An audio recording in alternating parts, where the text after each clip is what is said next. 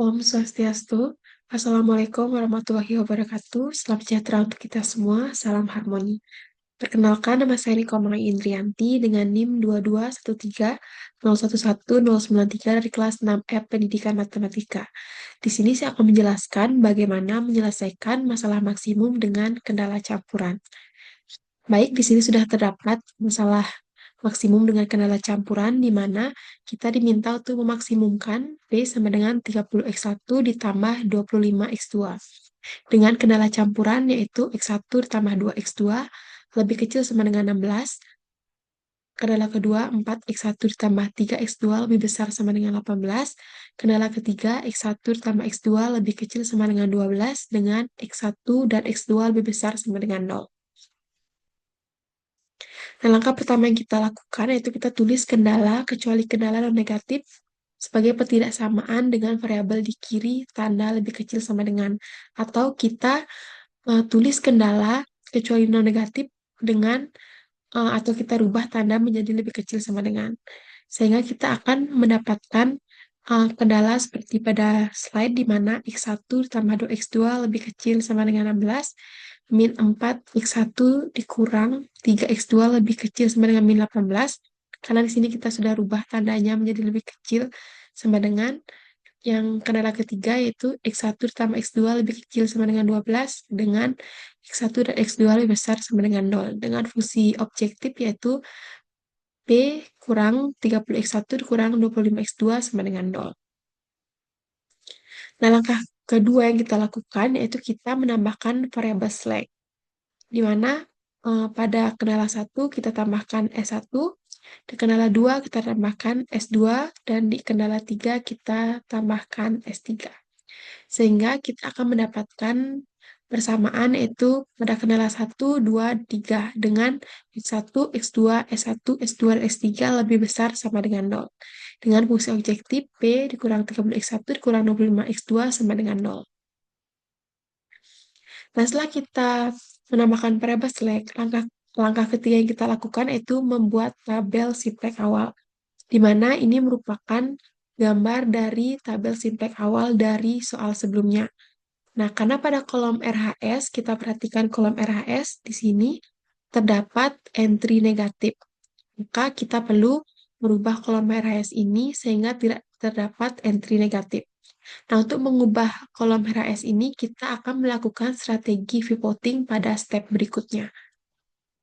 Nah, pada step 4 ini, kolom RHS mempunyai entry negatif berkorespondensi dengan variabel dasar S2. Nah, di sini pada kolom RAS yaitu terdapat satu entry negatif yaitu min 18, di mana min 18 ini berkorespondensi dengan S2. Nah, karena hanya ada satu negatif pada RAS, selanjutnya kita melihat atau bergerak dari kiri ke kanan pada baris S2. Nah, untuk kita bergerak dari kiri ke kanan untuk mencari negatif pertama dari baris tersebut, di mana negatif pertama dari baris tersebut merupakan min 4. Nah, maka elemen pivot yang kita dapatkan yaitu min 4. Nah, setelah kita mendapatkan elemen pivot, selanjutnya kita akan melakukan operasi pivoting pada step berikutnya. Nah, di sini kita akan melakukan operasi pivoting. Di sini yaitu dengan B2 sama dengan min 1/4 dikali B2. Maksudnya B1 sama dengan B1 dikurang B2, B3 sama dengan B3 dikurang B2, dan B4 sama dengan B4 ditambah 30 B2. Ini merupakan operasi pivoting yang kita lakukan pada tabel pada tabel sebelumnya, sehingga kita akan mendapatkan hasil seperti pada tabel berikut, di mana kita sudah mendapatkan yaitu X1, di sini sudah 1, dan di atas dan di bawahnya itu 0.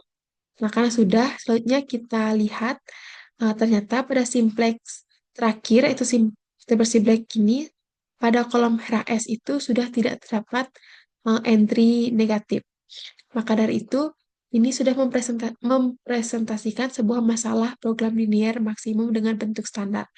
Namun, kita perhatikan lagi ternyata pada baris objektif masih terdapat entry negatif. Maka kita perlu melakukan operasi pivoting lagi. Nah, pertama kita lihat terlebih dahulu di pada baris objektif ini mana entry negatif yang paling kecil. Antara min 2,5 dan min 7,5 yang paling kecil yaitu min 7,5. Maka dari itu kita akan melakukan perbandingan, yaitu dengan membandingkan RHS dengan kolom S2. Kita gunakan yaitu yang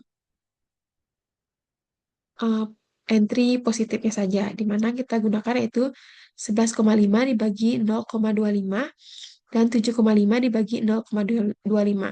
Di mana kita dapatkan 11,5 dibagi 0,25 itu 46, 7,5 dibagi 0,25 yaitu 20. Maka dari hasil perbandingan itu nilai terkecilnya itu 20. Sehingga baris pivot itu terdapat pada S3, yaitu ini. Sudah saya beri tanda, ini merupakan baris pivot. Maka kita akan mendapatkan elemen pivotnya itu 0,25. Setelah kita mendapatkan elemen pivot, kita akan melakukan operasi pivoting pada step berikutnya.